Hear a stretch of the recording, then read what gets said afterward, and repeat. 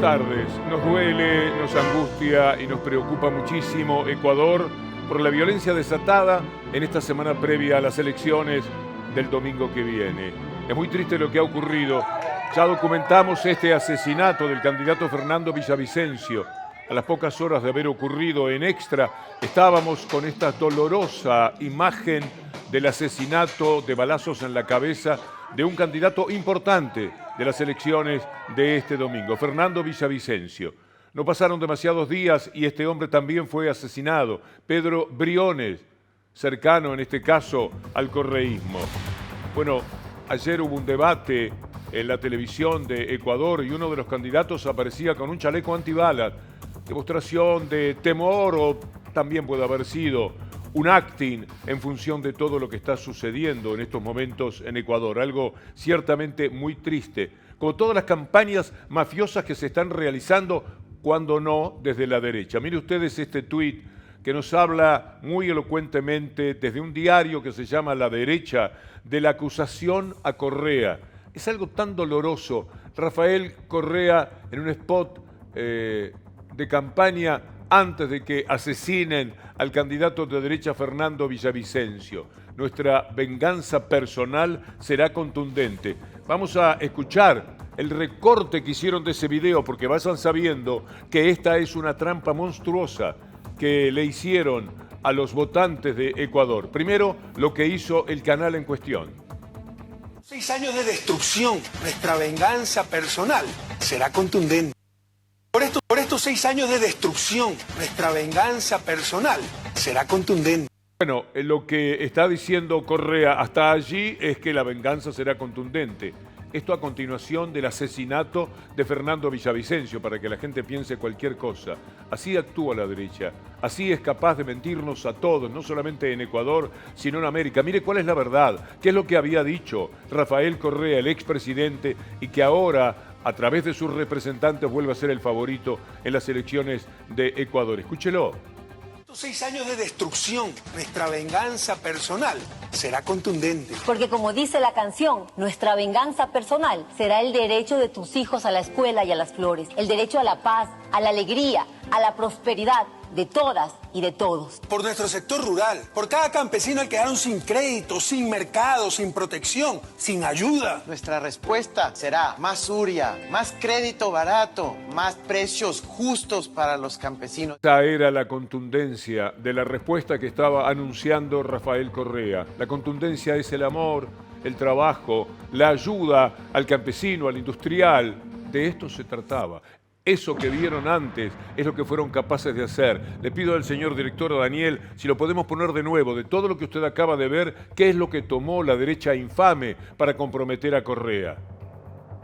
Por estos 6 años de destrucción, nuestra venganza personal será contundente. Fue lo único que hicieron, no, de ninguna manera. Mire esto que se le atribuye a una cadena francesa, pero que naturalmente está jugando en lo previo a estas elecciones del domingo en Ecuador. Así juega la derecha, así, tan infamemente como lo que va a haber. Circulan un video en francés diciendo que los sicarios llamaron a Europa. Falso. En la página oficial de France24.com, ese video no existe. Claramente es un video montado. No te dejes engañar. Rechaza la campaña sucia. Pero la hacen y mucha gente les cree. Y después viene el descreimiento de la política y contra los políticos. Esta es una tarea de los medios mafiosos, de la derecha internacional en este caso. No se puede, es muy difícil competir de esta manera. Miren ahora a este joven que por supuesto levanta el ánimo.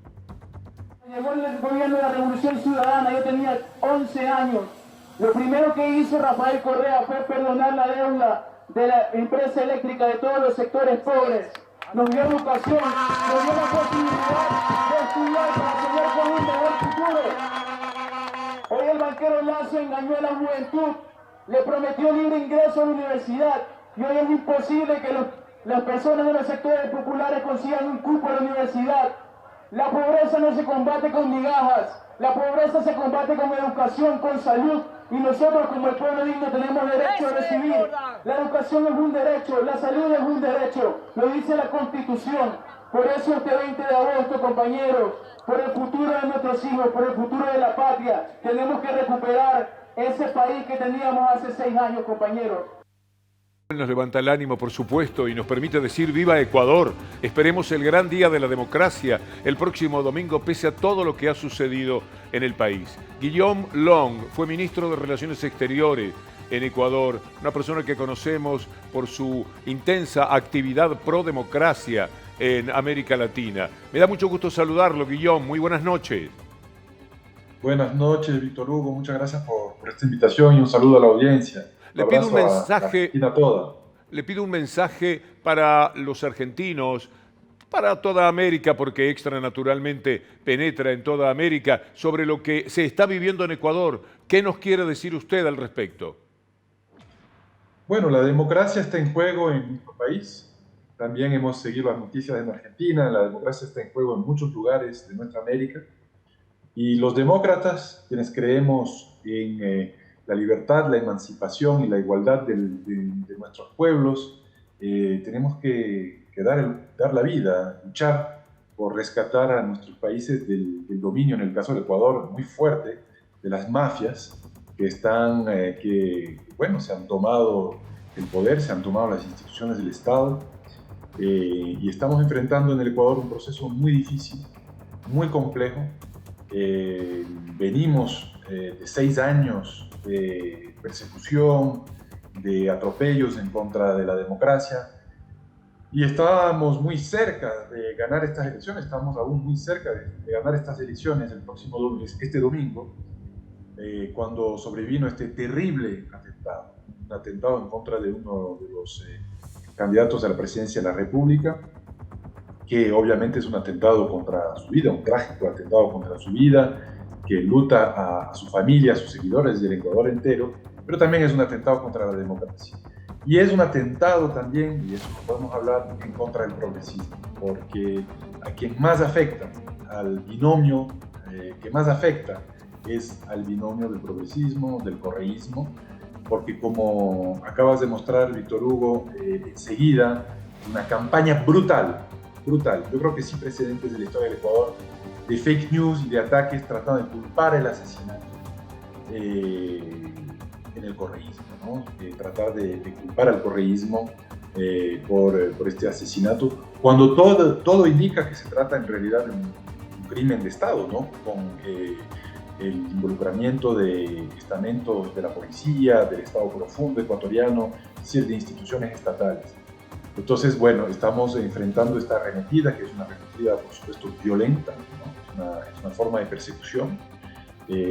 Cuando en los sectores quizás más pudientes del Ecuador se escucha de nuevo, después de algunos años, ya había bajado un poco el anticorreísmo y otra vez se envalentona esta corriente de extrema derecha y se escucha gritar Correa asesino, uno sale a la calle y hay otra vez un ambiente de persecución, de violencia hacia nosotros y hacia la militancia, pues por supuesto que es preocupante y nos preocupa por el bien de la democracia y de estas elecciones que se avecinan el domingo.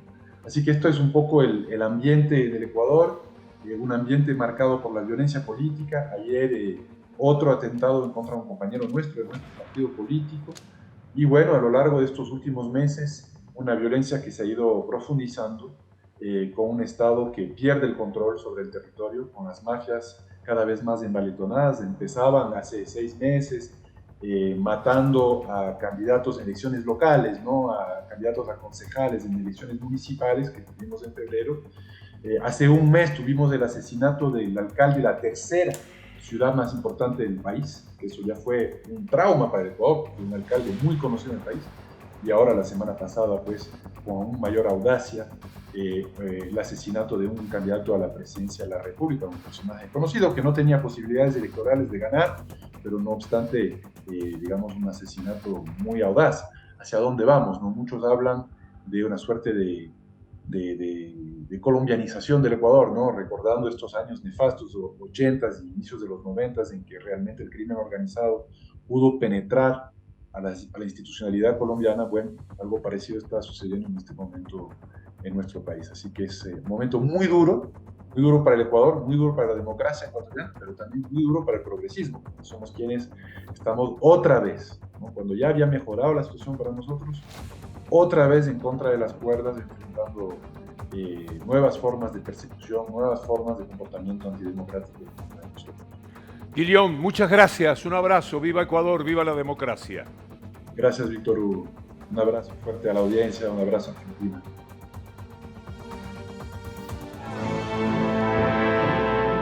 Y nosotros en la Argentina todavía estamos hablando de la elección de tercios, como no puede ser de otra manera. Todo lo que va y viene tiene relación con Milei, el candidato ganador de las PASO, y que se ha colocado como la figura a la cual apuntan todos los medios de comunicación para sus entrevistas, para sus comentarios, pero también los sectores políticos, como por ejemplo el candidato a vicepresidente Agustín Rossi, diciendo que Milei es un peligro, él dice para la democracia, yo diría para la propia república.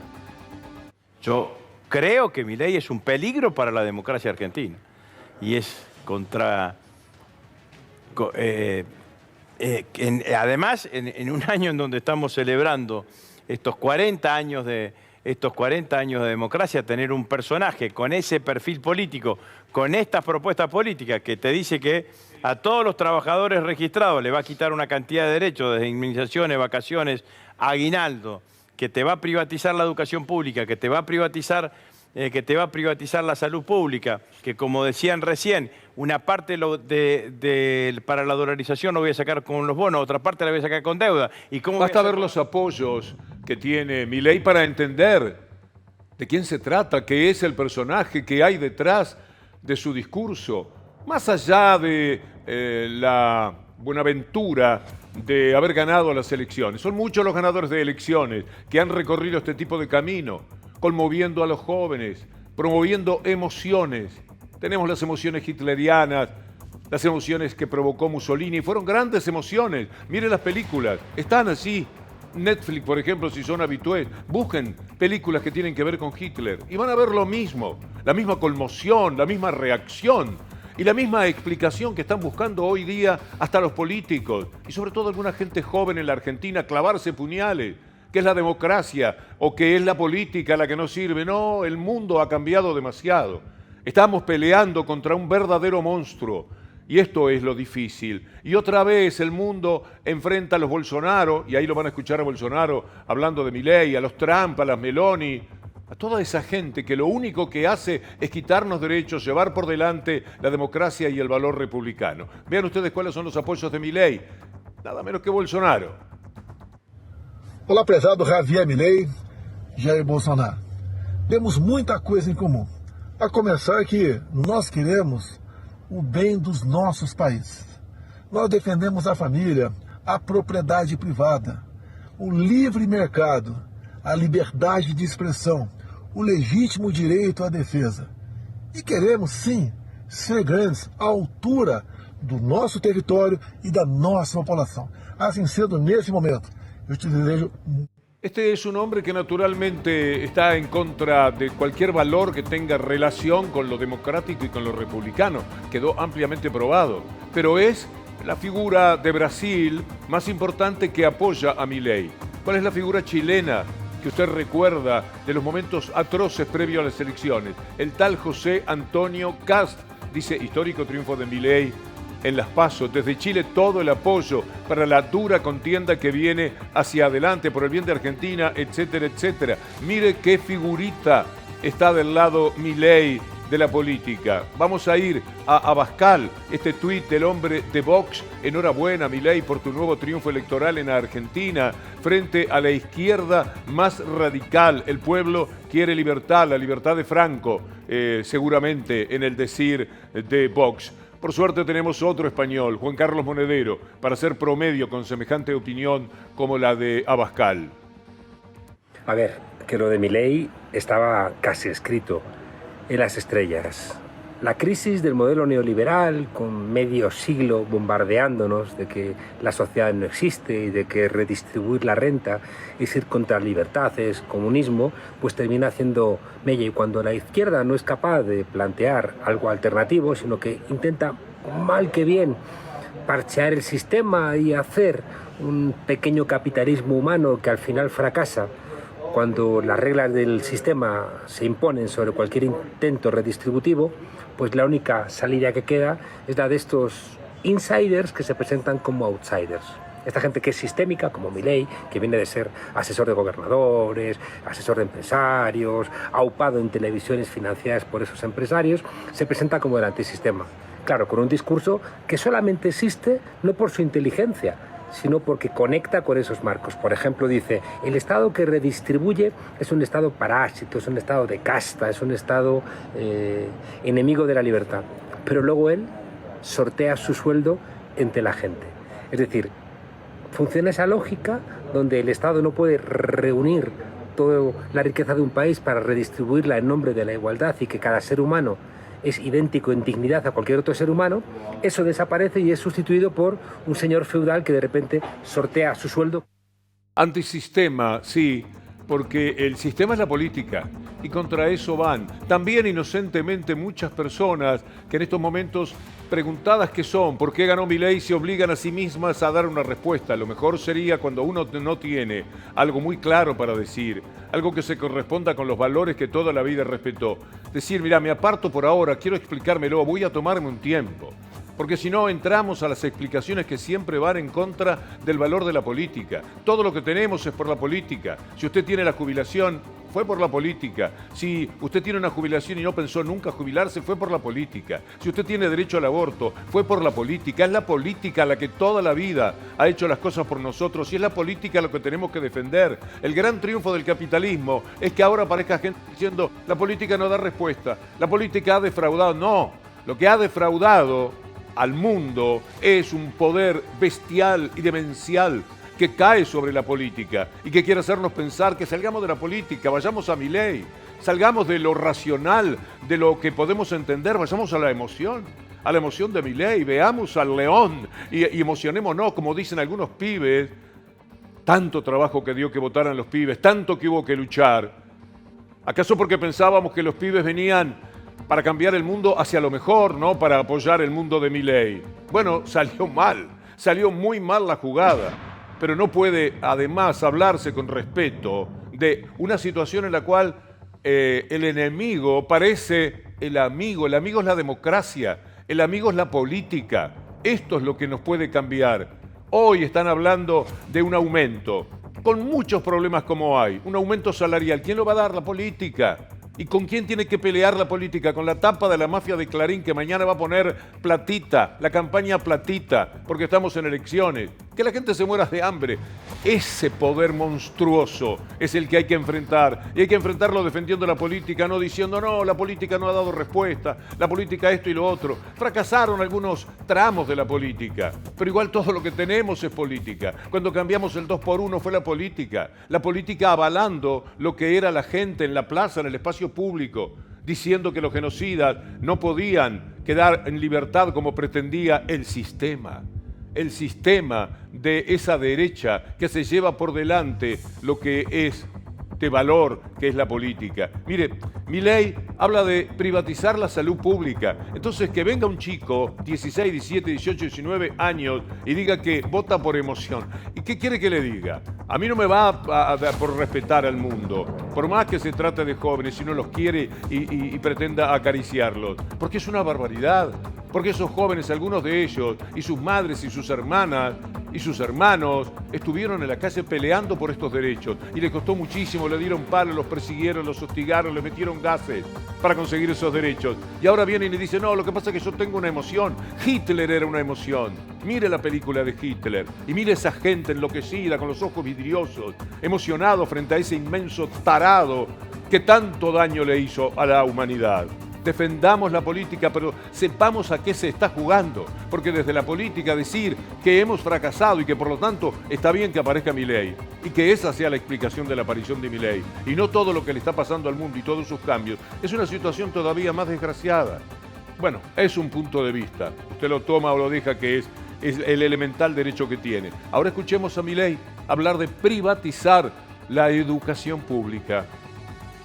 Nosotros te damos los recursos para que vos decidas ¿dónde vas a tomar la prestación? Yo no voy a perder mi salud pública gratuita. Exactamente, vos no perdés eso. Es más, te doy el poder para que elijas quién te va a prestar ese servicio. Entonces ponés a todos los oferentes del sector a competir. ¿Usted se imagina el disparate que está diciendo este hombre? Es decir, lo advierte. Es una brutalidad. Y que esto pasa y que después venga la gente a decir, no, el problema es que los defraudamos.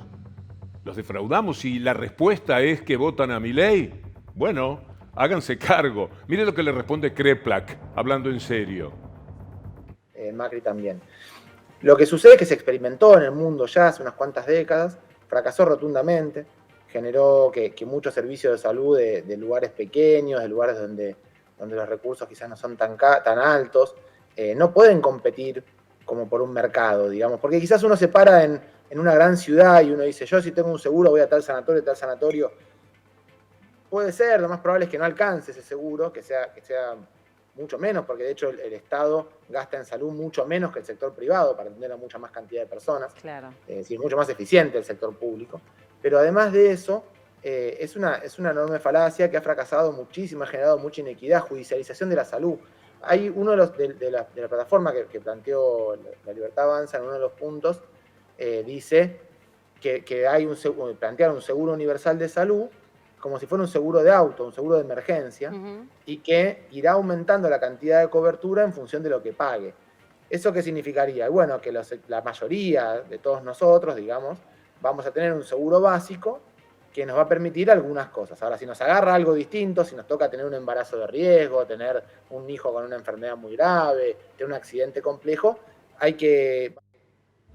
Usted que tiene su pañuelo verde en algún lugar de la casa, usted que ha luchado, abrazo partido por el derecho a que la mujer sea la dueña de su cuerpo, la ama de su cuerpo. Escuché lo que dice Milei. La ley de la interrupción del embarazo o del aborto. ¿Estás de acuerdo con esa ley o la... Estoy en contra, porque va contra el derecho a la vida. ¿Pero revisarías esa ley? Por lo menos haría un plebiscito. ¿Y si el plebiscito te da en contra? O sea, a favor tuyo. Respecto a la propuesta de plebiscitar la conquista del derecho al aborto legal, seguro y gratuito de parte de Javier Milei, solamente diría 3 cosas. La primera, los derechos humanos no se plebiscitan. Y esto es algo que ha dicho la Corte Interamericana de Derechos Humanos en el fallo Hellman contra Uruguay. Por lo tanto, sería ilegal, pero por otro lado hay que decir que bien debería saberlo él que ocupa una banca en el Congreso. La segunda, propuesta poco liberal, ¿no? Para quien pregona la libertad como paradigma de su proyecto político, ¿la libertad de quiénes? ¿O acaso la mitad de la población no nos merecemos la libertad de elegir nuestros propios proyectos vitales? Como tercer punto, solamente decir que ha sido la conquista del aborto una conquista histórica que ha implicado muchísima lucha, pero que también nos ha costado muchísimas vidas, ¿no? Mujeres que han muerto producto de abortos clandestinos. Y como hemos dicho, estas conquistas sabemos que hay que defenderlas y no vamos a dejar que nadie nos las arrebate. Hay que trabajar con los pibes. Esto que dice Elizabeth Gómez Alcorta es muy importante y es muy posible que alguno de ellos haya estado también acompañando esas marchas tan valerosas que estaban cambiando paradigmas en la República Argentina y que fueron anticipatorias de lo que iba sucediendo en el mundo, porque la Argentina por este derecho peleó prácticamente antes que todo el mundo y lo ganó. Y ahora viene alguien que dice que muy campante, lo va a destruir. El nombre de otro tipo de valores que propugna la derecha, la de acá, la derecha internacional, por eso vale tanto. Muchas gracias a Elizabeth Gómez Alcorta porque esta respuesta se la pedimos extra hace media hora.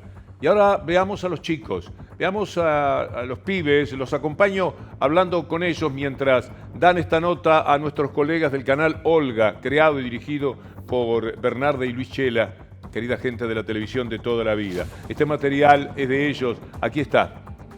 Ah, bueno, listo. Tapados de laburo. 3 en blanco. A Javier Milei, pero bueno, me pierdo las pasos por el viaje, así que apenas. Ok. Yo también a Milei. Al Javi. Al Javi. A Milei. A Milei. Nah, yo no, en blanco. Ah, te la rejugaste, amiga. Claro, te la rejugaste. Milei. Javier Milei. A Milei también. A Milei. Wow, boludo. Wow. Esta construcción, digamos, como para que todos estén alineados en un mismo voto, que yo ya lo veo en las redes sociales en esta... Se me ocurre que hay una especie de trampa en la pertenencia.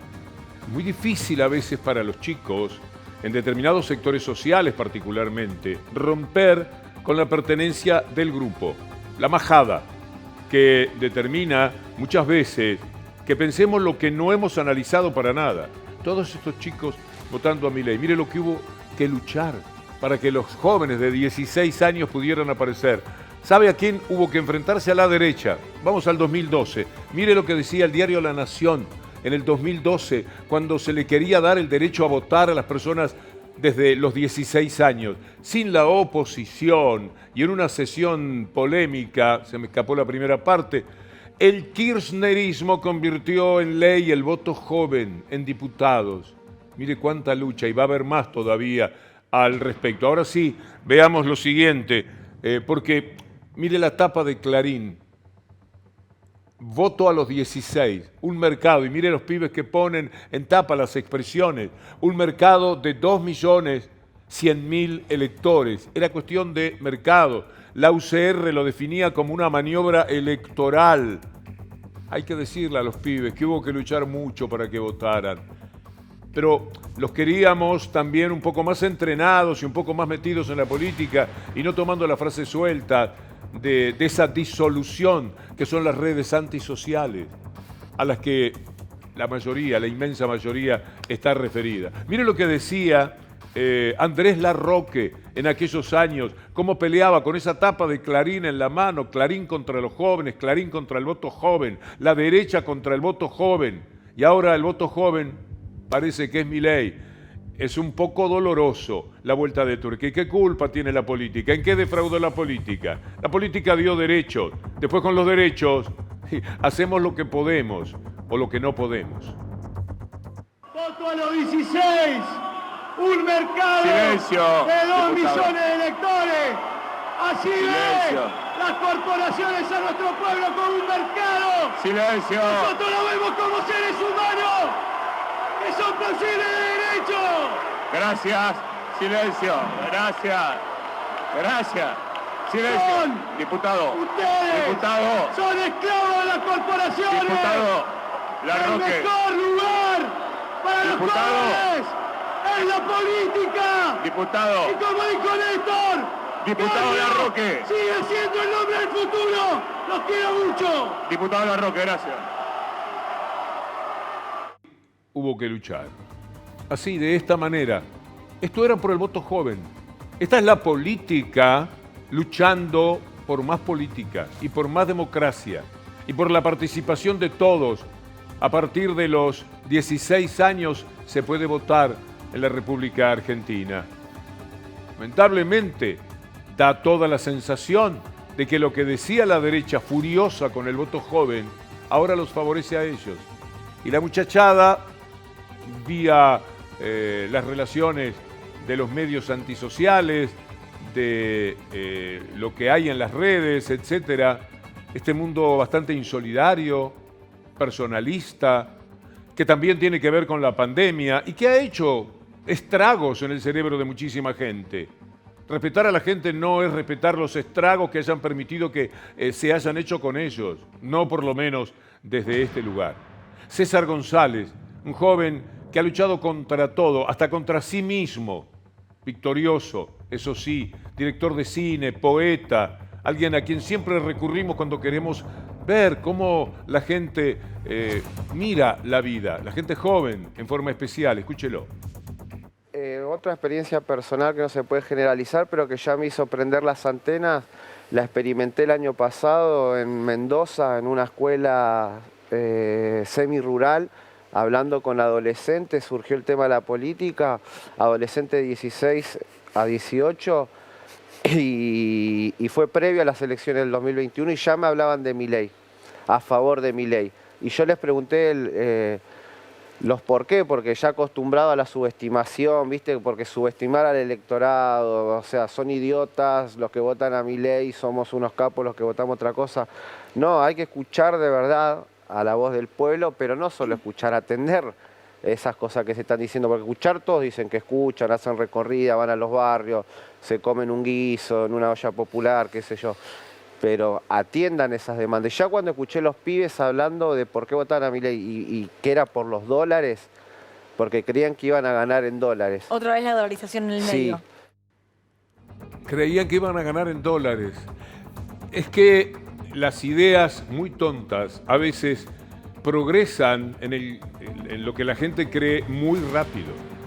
Es fácil, vas a ganar en dólares, va a ganar en dólares, y la gente lo repite. Hubo un obrero, un trabajador que un día estaba en la cola y había una serie de entrevistas y le preguntaron y él apostaba que iba a ganar en dólares porque le dicen esto, no tiene la menor idea lo que es el mundo dólar desde, por otra parte, ni queremos entrar en la sofisticación que implica hablar entonces de lo que es la soberanía, el sentido soberano. ¿Qué país soberano se puede uno imaginar sin su propia moneda, sin ser dueño de su peso, con todas las dificultades que pueda tener? Hemos salido muchas veces de los mismos problemas y saldremos otra vez, una vez más, y vamos a salir con política. Vamos a salir gracias a la política. Y el primer paso será derrotar a alguien como Milei. Lo primero que tenemos que hacer es explicarle a los jóvenes, hablar con ellos para ver si hay mecanismos que permitan que no hablen de una emoción. Yo les mostraría mucho la película, mañana lo vamos a hacer quizá, de la emoción Hitler que hubo hacia los años 30. Aquello era una emoción, ¿eh? Era una gran emoción además porque aquel era un país vilipendiado, un país muy ofendido por el Tratado de 1919, por todo lo que le había costado la Primera Guerra Mundial. Estamos muy enojados, estamos muy desilusionados. Y apareció Hitler y parecía que, bueno, era la respuesta. ¿Qué querés? Si la política, habrán dicho, no nos da respuesta. Y entonces Hitler hizo lo que hizo. Y hay muchos Hitler desparramados por el mundo, muchísimos. Habrá que tener alguna forma de cuidado, porque de ninguna manera, para desmentir ciertas palabras, serán capaces de decir que no tienen nada que ver con esas ideologías extremas. Mire lo que escribe Trueno, un joven que reivindica a todos los jóvenes. Tus derechos son lo único que tenés, no te regales. Pibe, amigo mío, tus derechos son lo único que tenés, no te regales, dice Trueno. Catriel, en este video, también nos habla, el joven del trap nos dice lo que vamos a escuchar ahora. Cuando yo era pibe, tuve el privilegio de ir al colegio, a la escuela, porque era gratis, era pública. Si no, yo no podría haber ido al colegio, porque no tenía las herramientas, no tenía la guita para agarpar mi educación, ni yo ni mis viejos, te imaginarás. Si los hospitales, si la sanidad hubiese sido privada, yo estaría muerto, porque en más de una ocasión me han salvado la vida doctores públicos, doctores de hospitales públicos. Entonces, yo digo, es muy importante pensar en nuestro futuro y en las manos de quién las vamos a dejar. Ojo, porque en el futuro vas a necesitar cosas y no vas a poder pedirlas, porque esos son derechos. Y cuando hay una necesidad, hay un derecho. Así que cuando necesites, ya va a ser muy tarde. ¿Escucha esto? Qué pibe divino. Cuesta mucho conseguir los derechos. Ahora, no cuesta nada perderlos. Es muy fácil, es muy rápido. Se pierden los derechos. Conquistarlos, mire usted, lo que hubo que pelear para que el voto joven fuera una realidad en la Argentina y contra quienes hubo que luchar y que son finalmente los que más parecen haberse beneficiado. Marcos Aldazábal escribió en Página 12 una nota que todavía usted puede leer y que vale la pena. En este tiempo en el cual han elegido muchos en la política el camino de clavarse puñales, somos los culpables, no supimos dar respuestas, somos un desastre, y porque nosotros somos un desastre aparece Milei. Milei aparece por una serie de factores muy importantes que han explicado tantas pero tantas veces la aparición de personajes que han destruido los derechos de la gente y que han cometido, ya sabemos, cuántos atropellos en la historia. Mire lo que escribió Marcos Aldazábal, lo vamos a poner en pantalla. Son dos partes, quiero leerlo con usted. La criminalización de la política como antesala de Milei. Es decir, primero criminalizaron la política y después, entonces, aparece Milei en ancas de esto que se ha dicho. Dice, en consecuencia, luego de años de demolición política a través de Comodoro Pi, en la mayor parte de los casos impulsada por Juntos por el Cambio, como dije, a veces contagiosa, lo único que queda en pie es la antipolítica, o mejor dicho, la antipolítica tradicional. Le podrá agradecer a los perros, le podrá decir jefe a la hermana, pero no es parte de los chorros. Esto es lo que le transmiten a la gente. Sigamos leyendo a Marcos Aldazábal. De tantas acusaciones de corrupción entre el establishment político, no es sorprendente que surja un candidato cuyo caballito de batalla es poner fin a la casta política chorra. El fenómeno no es nada sorprendente y es casi lógico. Pasó en Italia con el Mani Pulite, que terminó con Berlusconi, un político no tradicional y excéntrico en el poder. Eso hicieron. Pasó en Brasil, que terminó con Bolsonaro, un político no tradicional y excéntrico en el poder. Pasó, por suerte, reversiblemente en Argentina, con Milei, político no tradicional y excéntrico en el poder. Algo más de lo que dice Marcos Aldazábal, si fuera posible, porque me parece que hay quienes nos ayudan a pensar, a mejorarnos, porque a veces la vara nos queda demasiado alta.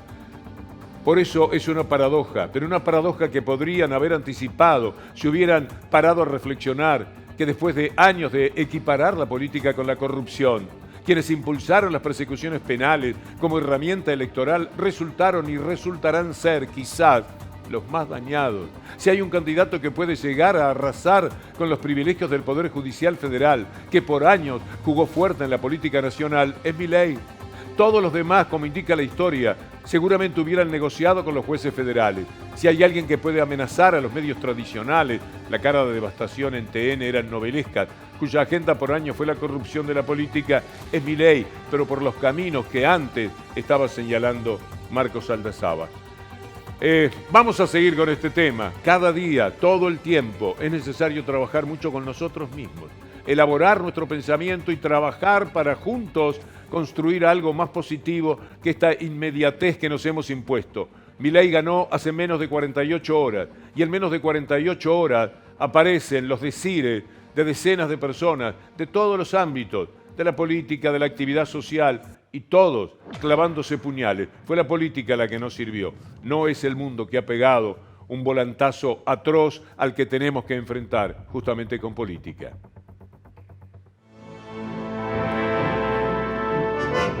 Es el poder real al que hay que enfrentar constantemente. Mire, Canal Extra tiene sus problemas. En este momento enfrenta a ese poder real que ha determinado, a través de Cablevisión, Clarín, no darnos el lugar que nos corresponde en la grilla. Y no que nos corresponde porque a nosotros se nos antoje, sino porque lo dice la ley, porque lo dice el gobierno aplicando la ley en el ACOM, y porque lo dice la justicia, por medidas que ha adoptado y que favorecen que Extra esté donde tiene que estar, verbigracia, en Cablevisión. Pero nos está dando mucho trabajo. ¿Qué hace el mafioso Grupo Clarín? Quiere trasladar lo que es la justicia que empezó en Peguajó y la Cámara de la Ciudad de La Plata a Comodoro Pi, al bandidaje del Lago Escondido, a los que siempre han jugado a favor de ese establishment. Está queriendo poner todo en manos de un juez que se llama Lavie Pico. Enseguida le vamos a decir un poco más de Lavie Pico, pero antes esta parte de la nota de Irina Hauser del año 2017, que es muy importante para que sepamos, recordemos quién es Lavie Pico. ¿Lo tenemos? Ahí aparece. Un paraguas para los jueces amigos. Tenemos que ir rápido con esto para aprovechar y conversar con nuestro entrevistado. Lavie Pico se ha convertido en favorito del gobierno de Macri por el terror de sus decisiones en los 2 últimos años. Cuando recién desembarcaba Mauricio Macri en el poder, entre sus primeras resoluciones suspendió designaciones de fiscales objetadas por la Asociación de Magistrados que había hecho la ex procuradora Alejandra Gil Carbó. Avaló la asunción del diputado Pablo Tonelli en una banca que le correspondía al Frente para Todos. Eso hizo con las consecuencias que después se registraron. Habilitó a la jueza de la Corte, Elena Hayton de Nolasco, para seguir en su cargo después del tope de 75 años, cuando ahora están haciendo lo imposible contra Ana María Figueroa. Dictó un fallo que determinó la salida del ex consejero de la magistratura y senador Ruperto Godoy por no tener título de abogado, con un timing tal que facilitó una mayoría circunstancial para mandar a juicio político al ex camarista Eduardo Freiler, impulsado por el gobierno. Doctor Eduardo Freiler, bienvenido. ¿Cómo le va? Muy bien, un gusto estar con usted. Estoy hablando de la vía Pico. ¿Qué le sugiere? Bueno, esto que usted recordaba recién, recuerdo que fue con esa decisión del juez Lavie Pico que abrió la oportunidad para que en el Consejo de la Magistratura se den los números necesarios, los votos, como para que puedan proceder a mi destitución. Así que obviamente no tengo un buen recuerdo por aquella decisión. Participó de Tonelli. Tonelli es el hombre del Consejo de la Magistratura que no tenía que estar allí y que ayudó a que el integrante del Consejo, Pais, el senador Pais, que tenía que ir, fuera secuestrado por Lorenzetti. Así es. Uno de los episodios más increíbles de la historia judicial de la Argentina. Sí, en lugar del senador Ruperto Godoy, nombran el bloque de Frente para la Victoria, nombran al senador Pais en su lugar, y entonces el presidente de la Corte, el doctor Lorenzetti, lo convoca para las 9 de la mañana de un 17 de agosto, ahora van a ser 6 años pasado mañana, lo convoca a las 9 de la mañana para tomarle el juramento de rigor. Y lo entretienen por un tema o por otro y terminan tomándole la declaración, el juramento como a la 1:30 de la tarde. Para que no pudiera llegar a la convocatoria del Consejo de la Magistratura. El tema Freiler era el tema 12 o 13 de ese día. Tonelli, el que puso la vía Pico en el Consejo de la Magistratura, Tonelli puso en el primer lugar de lo que iba a tratar el Consejo de la Magistratura el caso del doctor Freiler. De tal manera que Lorenzetti tenía como rehén al senador Pais, a un senador de la Nación, mientras que Tonelli cambiaba el orden de lo que iban a estudiar y de esa manera consiguieron echarlo. De esa manera fue así, de esa manera pudieron lograrlo y así que bueno, la decisión del juez a mi modo de ver no era la acertada. De todas maneras es un fuero en donde se ventilan muchas causas que tienen un ribete político muy importante, quizás mucho más importante que la de Comodoro Pi, que es la parte penal, digamos, de la justicia federal. Pero todo el fuero contencioso administrativo es un fuero que tiene este tipo de perfil, ¿no? Ahí está la vía Pico. Recordemos que hizo el doctor Freiler para merecer que el juez Pico cambiara intencionadamente la propia constitución del Consejo de la Magistratura, después con la colaboración también de Lorenzetti. ¿Por qué lo querían sacar a Freiler? Bueno, también por un problema en el que estaba presente Clarín, en este caso su propietario Héctor Mañeto, un hombre de manos ensangrentadas en la historia de Papel Prensa, pero al mismo tiempo el hombre más poderoso que hay en la República Argentina y que podía determinar que la vía Pico, ahora queriendo hacerse cargo del tema extra y del lugar que nos corresponde tener y no nos quiere dar el Grupo Clarín, todo eso que se realizó a través de Pico tenía que terminar con echar a un hombre que, ¿qué había dicho usted de la causa Papel Prensa? Bueno, yo entendía que había que escucharlo en una declaración indagatoria justamente a Mañeto, no solamente a Mañeto, también a los titulares de los otros medios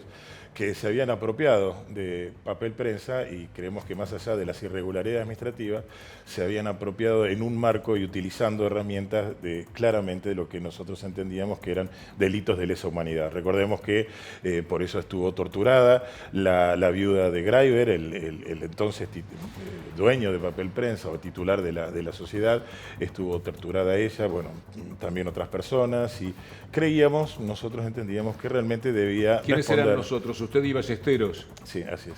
El doctor Ballesteros. ¿Qué pasó con Ballesteros? ¿Lo jubilaron? Lo jubilaron. Lo corrieron de la justicia. Ese es el poder de Clarín. Por lo tanto, la lucha de extra es muy difícil. Nosotros peleamos por ejercicio natural de nuestra profesión, pero es muy difícil. Es gente de un atroz poder que se lleva todo por delante, que a usted lo dejó en la calle. Este hombre, el doctor Freiler, perdió todo, prácticamente, su familia, su padre.